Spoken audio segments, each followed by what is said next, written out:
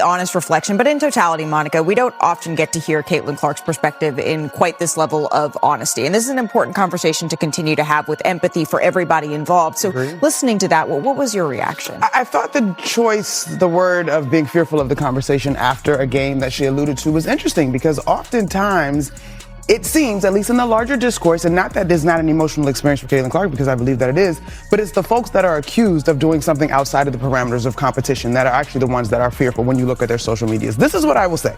Caitlin Clark is 24. She is a shining star in the galaxy of the WNBA. But I do think as she continues to matriculate through this league, there's room for a little bit more accountability and self-awareness in terms of her role in the larger sisterhood, if she sees it that way, in the WNBA. But Malika, I agree with her 100%. It is certainly exhausting for all of us who really want to celebrate where this league is and the beautiful basketball that is being played. This larger discourse that can be very disappointing. Yeah, and I think that we all have a responsibility in seeing where we fit in that discourse, and what we are working to do on this show is focus in right there on the game that we all love so very much, and that's what we're going to do.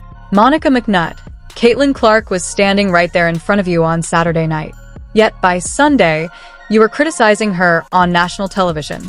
Less than 24 hours later, that's hard not to notice. During All-Star Weekend in Chicago, Monica McNutt was only a few steps away from Caitlin Clark. She had a microphone in hand, direct access to the player, and every chance to express her opinions face-to-face while they were both in the same arena that evening. But instead of addressing Clark in person, McNutt waited until the following day.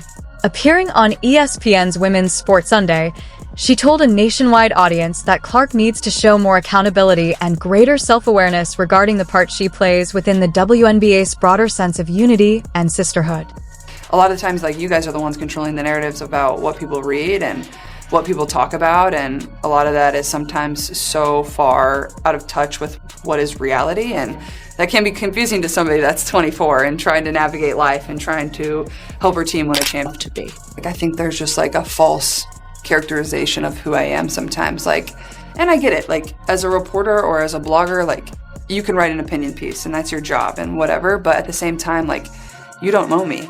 We've never had a conversation. I get people have a job to do, but at the same time, don't make accusations about my character and who I am when you don't know me. I understand this is your job and this is your profession and this is what you get to do, and basketball is my profession and what I get to do, and the reason I play it is when I step in between the lines, I love it. And that's what's so fun about it for me is I get to compete. This was always my dream, and nobody should ever try to take that away from me. The love and the joy that I have for the game, and they haven't and they won't, because it's my goal to win championships, and I know that I can help this. It didn't take long for fans to pick up on the timing, and we noticed it as well. The sequence of events quickly became part of the conversation. The issue isn't only about the remarks McNutt made. Just as important is the moment she decided to make them and the platform she used to deliver them. There's a clear distinction between offering constructive feedback in real time and waiting until the event is over before criticizing someone on national television after the arena has emptied, the cameras have shut off, and the opportunity for a direct conversation has already passed. ESPN, I swear to God, y'all forgot to fire somebody. I swear to God, you forgot to fire somebody and lay them off. And that person is Monica McNutt. Just take the Mac off of it. Monica Nutt. Because this lady, at every chance she gets, she wants to bring back the narrative of Caitlin Clark being, and defame her character, and all of a sudden she doesn't have self-awareness, and she needs to take accountability for what's going on in the league. I could have swore the other day that you just said that Caitlin Clark was not the face of the league and it was A'ja Wilson. So why A'ja Wilson doesn't step up and take accountability and redirect what's going on in this league? Why it has to be on Caitlin Clark? Nobody cares. She's not the face of the league. She's not the face of the league, right? According to you. But now you want her to take accountability and self-awareness to the other players in the sisterhood of the WNBA. What sisterhood? Let's look at her exact words, because the full context is important. McNutt said, "As she continues to grow within this league, I believe there's room for a little more accountability and self-awareness regarding the role she plays in the WNBA's broader sisterhood, if that's something she embraces." That's a lengthy way of delivering one central message. The underlying criticism is that Caitlin Clark hasn't done enough to support or connect with the other players around the league, and according to McNutt, the responsibility for changing that rests with Clark herself. this league, and they're the one that's causing everything that goes on around to the other players. The threats, the this, the that. It's Caitlin Clark fans. That's what she just did. That's the narrative you spew. That's the one you keep pushing. Caitlin Clark came out in her interview and she said, "Hey guys, it's a lot of pressure on me that I have to figure out everything for everybody. Whatever I say, it gets taken another way. However I play, it gets taken another way. I'm not that person that y'all are trying to make me out to be. I just want to hoop. Let's keep it basketball. I want to play basketball. And every chance y'all get, even though y'all are saying that the media need to take more accountability and redirecting it to basketball, Monica McNutt for ESPN, the Nut, gets on there, and the first chance she gets, she takes." The issue is that Caitlin Clark never agreed to serve as the face of the league's so-called sisterhood. Her goal was straightforward: play basketball, help her team succeed, and establish herself as a professional. Whenever questions about controversy or off-court drama have come her way, Clark has consistently tried to shift the focus back to what happens during the games instead of fueling the headlines. So when someone with a national audience argues that she should be more aware of a responsibility she never volunteered to take on, it goes beyond simple commentary. It places expectations on her that were never part of the job and then publicly criticizes her for not living up to those expectations. WNBA and all the people that follow the WNBA and try to promote the WNBA don't understand that Caitlin Clark's game resonates with us. I say this every day, and every day I got to deal with somebody else dumb in the media. Caitlin Clark's game resonates because she's got flair, she's got flash, she's got style. I said this before, and I'll say this again. We saw Sue Bird's game. We saw Diana Taurasi's game. Kim Mulkey was Sue Bird before Sue Bird became Sue Bird. We've seen it. We haven't seen Caitlin Clark. The folks that cover the NBA, these people that play in the NBA, these people that cover the NBA, I said these people, all of you, black, white, green, purple. Why don't you understand a very simple thing? Her game is dynamic. Like Diana Taurasi was like a jackass to Caitlin Clark. Why? Her game is what people are drawn to. And then you go to the personality. Her game is different than any WNBA woman. What makes the criticism stand out even more is the language McNutt chose. By saying Clark is still matriculating through the league, it creates the impression that she's just beginning to understand how things work, as though she's still in an extended introduction to professional basketball.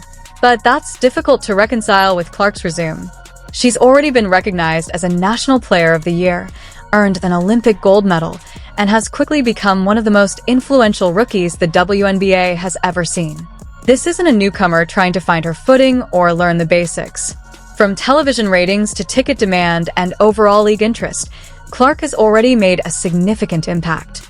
Even with that level of influence, she's still being told that she hasn't fully adapted to the unwritten expectations and social dynamics that exist within the league. Best what the league has to offer is yourself and Paige Beckers and Asia Wilson. The list goes on and on. Yeah. And yet so much of the discourse feels completely and totally unrelated to that. Do you feel that? Yeah, absolutely. And I think a lot of it is it's not always based in reality. I feel like media and journalism have a responsibility to tell the stories, and a lot of times you guys are the ones controlling the narratives about what people read and what people talk about, and a lot of that is sometimes so far out of touch with what is reality, and that can be confusing to somebody that's 24 and trying to navigate life and trying to help her team win a championship. Only a couple of days before McNutt's comments aired, Clark had already spoken openly about the intense media attention surrounding her, and her response made her perspective unmistakably clear. In an interview with ESPN, she acknowledged that the non-stop coverage can be draining. She explained that many of the stories and discussions about her don't always reflect reality, emphasizing that the media has a responsibility to report accurately instead of fueling narratives that drift further and further from the facts. It was the response of a 24-year-old athlete who calmly tried to make one simple point without criticizing anyone personally. She's tired of being portrayed as a villain when that image doesn't match who she is. Her focus has remained remarkably straightforward. She wants to play basketball, contribute to her team's success, and compete for a championship. That's been her message from the beginning, and it's all she's asking people to understand. I said, my player, she was one of the few players that was actually trying to, not rob the consumers of their hard-earned money that they paid to come watch them. And she was actually trying to put on a show. She was one of the few, because there was a couple others, that was really trying to put on a show. And, you know, people like that, you know, you should give admiration. And if you look at her performance on the court, that's exactly where Clark has kept her attention. She helped Team Spoon earn a 129-122 victory over Team Coop in what many considered one of the WNBA's most exciting all-star games in recent memory. Throughout the weekend, the spotlight was supposed to be on basketball, and that's exactly how Clark approached it. She wasn't making headlines by discussing locker room dynamics or weighing in on league politics. She wasn't trying to become the face of a movement or promote some larger off-court agenda. Instead, she played the same fearless style that made her a household name during her college career. Fans were drawn to her because of her confidence, her deep shooting range, and her ability to knock down shots from well beyond the arc with remarkable ease. That's why it can feel frustrating when the conversation once again shifts away from her performance and toward what some believe she owes other players on a personal or emotional level. Supporters tune in to watch the basketball. Too often, however, the discussion ends up revolving around off-court drama rather than the game itself. You guys can't see this hatred for Caitlyn.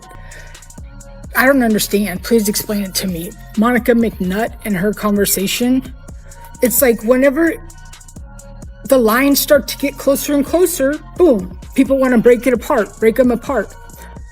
Caitlyn, I thought, had a great interview, and it was actually quite brave of her to say, I'm sometimes scared after a game because I don't know what you guys are going to ask me. Yeah, you don't, she doesn't know. Somebody else gets off the court, AB, anybody, they get asked about the game. Caitlyn, anything can go. And did you hear that guy up there yelling for you? Did you hear this about, see that t-shirt? What do you think about that? I thought it was very brave of her to say that. And then you have this. This is the point that has drawn the strongest reaction from many fans. McNutt wasn't commenting from afar. She was at All-Star Weekend herself. She was inside the arena, conducting interviews and fulfilling her role as an ESPN analyst covering the event in real time. If she truly believed Clark needed a conversation about accountability, she had every opportunity to raise those concerns directly. Reporters and analysts across professional sports have had honest, face-to-face discussions with athletes for years, and the setting was there for exactly that kind of exchange. Instead, that conversation never happened in person. To be clear, there's nothing inherently wrong with offering criticism. Analysts are expected to share their opinions, and no one assumes every evaluation should be positive or complimentary. The controversy surrounding Monica McNutt's comments has grown because many fans believe the criticism was less about basketball and more about holding Caitlyn Clark responsible for expectations she never accepted. Clark has always focused on one thing: playing, winning, and helping grow the game. Supporters argue that she has already contributed massively to the WNBA through record-breaking performances, increased attention, higher ratings, and league-wide growth. They point out that she has consistently praised the players who came before her and supported the league whenever given the opportunity. Critics say the repeated focus on Clark's personality, relationships, and supposed responsibilities creates a double standard.